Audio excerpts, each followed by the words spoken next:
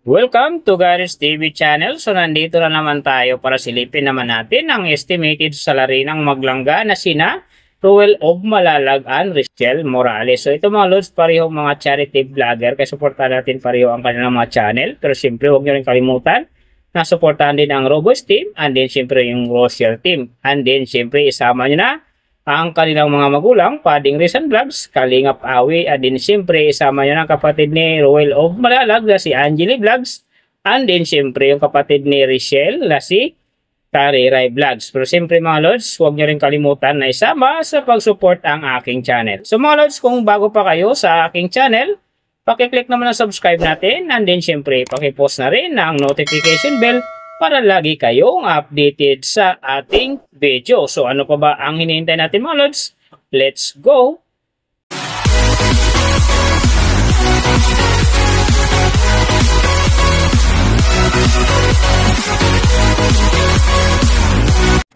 So mga lods, unahin natin yung kay Richelle Morales. So sa ngayon, si Richelle ay mayroon ng 258,000 na subscriber.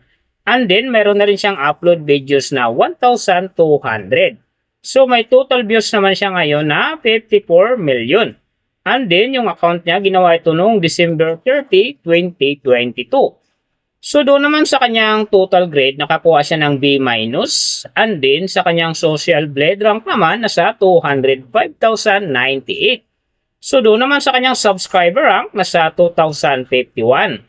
And then, sa kanyang views rank naman, nasa 356,031. So, doon naman sa kanyang PH rank, nasa 837. So, nakita na natin yung kanyang ranking. Silipin naman natin yung kanyang last 14 days na subscriber, views, and then yung kanyang earning. So, sa kanyang subscriber mga lods, may isang araw lang ako nakita rito na umangat ng 1,000. Noong May 3, nakakuha siya ng 1,000, kaya ang kanyang subscriber ngayon nasa 258,000. So doon naman sa kanyang views mga lods na maganda rito, May 6, nakakuha siya ng 154,000. And then pagdating naman dito ng May 8, nakakuha siya ng 193,000. So pagdating naman ng May 11, nakakuha siya ng 119,000. So yan ang magagandang views na nakuha niya mga lods. So doon naman sa kanyang earning, tingnan natin dito yung May 9. So sa kanyang low estimated, nakakuha siya ng 23 US dollars. And then sa kanyang high estimated naman, nakakuha siya ng 365 US dollars. So ang mga yan naman mga lods, daily summary lang. Mas maganda kung silipin natin yung naka-round off na from daily, weekly, and monthly para malaman na natin kung magkano na ngayon ang estimated salary ni Richelle Morales dito sa YouTube. So, unahin natin yung kanyang daily average. So, sa daily subscriber, nakakuha siya ng 67. And then, sa kanyang views naman, nakakuha siya ng 107,978. So, doon naman sa kanyang daily low estimated ng kanyang earning, nakakuha siya ng 27 US dollars. So, types natin sa 55, mayroon siyang 1,485. And then, sa kanyang daily high estimated naman ng kanyang earning, nakakuha siya ng 432 US dollars. So, times natin sa 55, mayroon siyang 23,760. So, yan mga lods ang kanyang daily average. So, pupunta naman tayo sa kanyang weekly average. So, sa weekly subscriber, wala tayong nakitang update mga lods, nakablank. And then, sa kanyang views naman, nakakuha siya ng 539,153. So, doon naman sa kanyang weekly, low estimated ng kanyang earning, nakakuha siya ng 135 US dollars. So, times natin sa 55, mayroon siyang 7,425. And then, sa kanyang weekly, high estimated naman ng kanyang earning, nakakuha siya ng 2,200 US dollars. So, times natin sa 55, mayroon siyang 121,000. So, yan naman mga lods, ang kanyang weekly average. So, pupunta naman tayo sa kanyang monthly average. So, sa monthly subscriber, nakakuha siya ng 2,000. And then, sa kanyang views naman, nakakuha siya ng 3,239,327. So, doon naman sa kanyang monthly, low estimated ng kanyang earning, nakakuha siya ng 810 US dollars. So, times natin sa 55, mayroon siyang 44,550. And then, sa kanyang monthly high estimated naman ng kanyang earning, nakakuha siya ng 13,000 US dollars. So, times natin sa 55, mayroon siyang 715,000. So, yan naman mga lods, ang kanyang monthly average. So, pupunta naman tayo kay Ruel of Malalag. So, sa ngayon mga lods, si Ruel of Malalag ay mayroon ng 479,000 na subscriber. So, may upload videos naman siya ngayon na 3,800.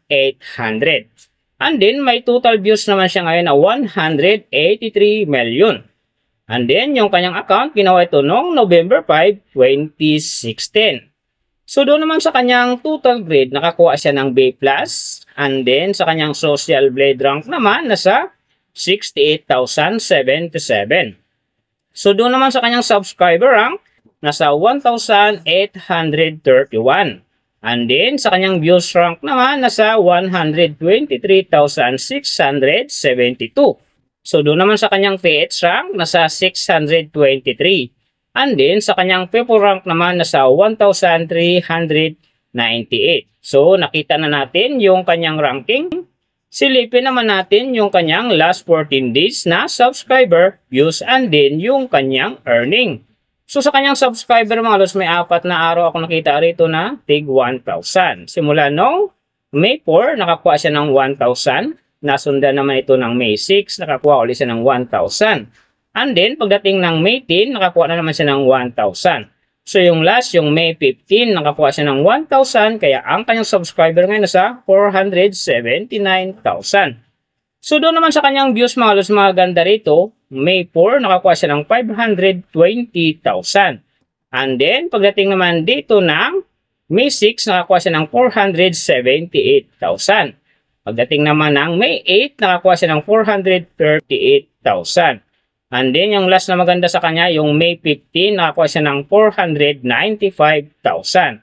So, yan ang magandang views na nakuha niya mga lods. So, doon naman sa kanyang earning, tingnan natin dito yung May 9. Sa kanyang low estimated, nakakuha siya ng 74 US dollars. And then, sa kanyang high estimated naman, nakakuha siya ng 1,200 US dollars. So, ang mga yan naman mga lods, daily summary lang. Mas maganda kung silipin natin yung naka-round off na from daily, weekly, and monthly para malaman na natin kung magkano na ngayon ang estimated salary ni Ruel of Malalag. So, unahin natin yung kanyang daily average. So, sa daily subscriber, nakakuha siya ng 367. And then, sa kanyang views naman, nakakuha siya ng 453,051. So, doon naman sa kanyang daily low estimated ng kanyang earning, nakakuha siya ng 113 US dollars. So, times natin sa 55, mayroon siyang 6,215. And then, sa kanyang daily high estimated naman ng kanyang earning, nakakuha siya ng 1,800 US dollars. So, times natin sa 55, mayroon siyang 99,000. So, yan mga lods naman ang kanyang daily average. So, pupunta naman tayo sa kanyang weekly average. So, sa weekly subscriber, nakakuha siya ng 1,000. And then, sa kanyang views naman, nakakuha siya ng 2,153,464. So, doon naman sa kanyang weekly low estimated ng kanyang earning, nakakuha siya ng 538 US dollars. So, times natin sa 55, mayroon siyang 29,590. And then, sa kanyang weekly high estimated naman ng kanyang earning, nakakuha siya ng 8,600 US dollars. So, times natin sa 55, mayroon siyang 473,000. So, yan naman mga lods, ang kanyang weekly average. So, pupunta naman tayo sa kanyang monthly average.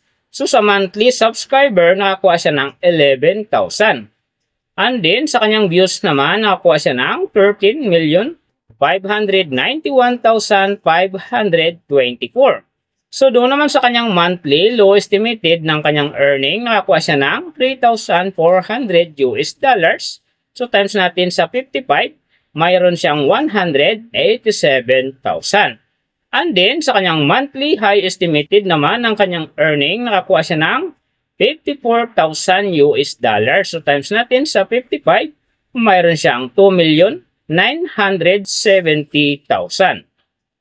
So yan naman mga lods ang kanyang monthly average. And then, yung nababanggit ko rito or nakikita nyo sa pawang estimated lamang yan, nakabis lang tayo sa Social Blade website. Isang public website yan na kahit sino pwedeng mag-open para malaman kung magkano na ang estimated salary ng ating mga iniidolong YouTuber, vlogger, or influencer. And then mga lods, like kung sinasabi na laging natutupad dyan, yung low estimated kasi nga hindi talaga natin kayang i-demand sa ating mga viewers na huwag mag-skip ng ads. Pero pwede pa rin naman yan maging times 2, times 3, or maging times 4 pa yan kapag ang isang vlogger nakapagpa-viral ng kanyang video. Pero siyempre mga lods, kung supporter ka ni Rachel Morales and Ruel of Malalag, huwag na kayong mag-skip ng ads dahil big help yan sa kanilang mga channel, and then siyempre sa mga kababayan natin na kanilang tinutulungan dahil sila ay mga charity vlogger. Pero siyempre mga lods, huwag nyo rin kalimutan na huwag na rin skip ang aking ads dahil big help yan sa aking channel, and then siyempre sa aking mga personal na hadikain. So mga lods, kung nagustuhan nyo ang video na to, pakiclick naman ang subscribe natin. And then siyempre, pakipost na rin ang notification bell para lagi kayong updated sa ating video.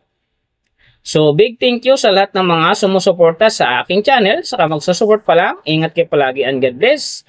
At sana gabayan kayo palagi ng Panginoon sa ginagawa nyo araw-araw. And then siyempre, magtagumpay din kayo sa inyong mga pangarap. So hanggang dito na lang. See you on my next video.